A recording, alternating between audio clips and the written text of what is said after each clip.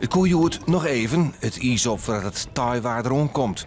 Lieke op IJsselmaar in Hilten. Ja, ik kom uit Limburg, Nederweert en ik heb jarenlang in Friesland gewoond. Grote droom om ooit de Elfstedentocht te schaatsen. Nou, als je dan een keer in Hilpen nog een keer lekker op de IJsselmaar mag schaatsen. En weet je wat het is? In Limburg heb ik ook geschaatst, maar dan schaats je dan met 20 of 25 man schaatsen. En hier kom je gewoon, heb je echt zoiets, ik kom in het mekka van de schaatsport kom ik terecht. En dat is zo bijzonder om dan gewoon hier terug te zijn. Gewoon een dagje dat je echt zoiets hebt van ja, zo'n volksfeest als hier, dan maak je gewoon echt alleen in Friesland mee. Heb je in Limburg gewoon niet.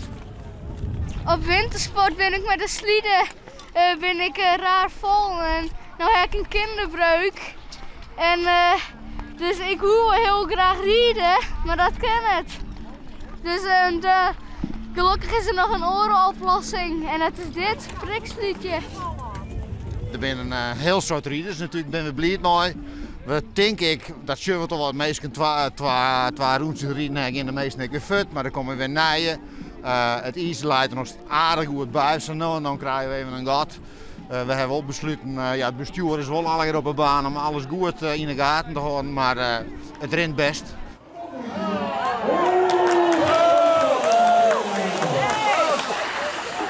Hier in Bolzert wordt joert zo'n 4-4 weer eens spekrien.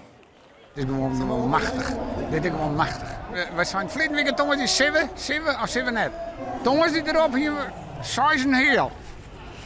Nou, en toen hebben we nog een lietse ijstransplantatie hebben we nog in, want er zit wat gatje wat we daar even repareren hebben.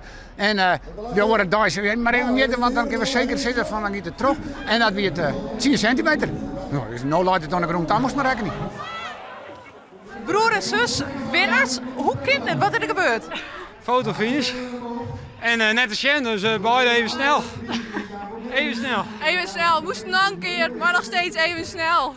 Het zit in de familie. Het zit helemaal in de familie, dit talent.